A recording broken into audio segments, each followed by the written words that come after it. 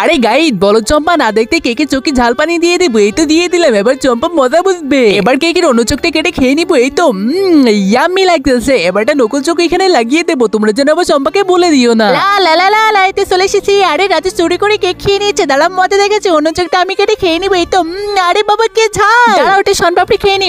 নাম নাম এবার একটু চোখে দিয়ে দিই, না তো রাজু বুঝে ফেলবে। আরে বাবা অনেক ঝাল লাগছে, একটু প্রাইম খেয়ে নি। এবার একটু শান্তি লাগছে। আরে গাইস রাজু আমাকে ঝাল খাইয়েছে। দাঁড়াও কি করি দেখো, কেকের ভিতরে একটা আস্ত ঝাল দিয়ে দিব। রাজু আবার মজা বুঝবে।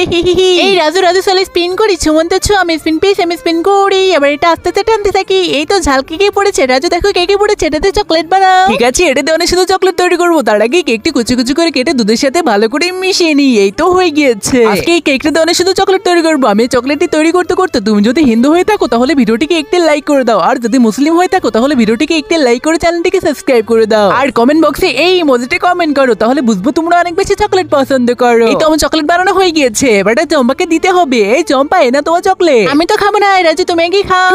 আরে কি ঝাল।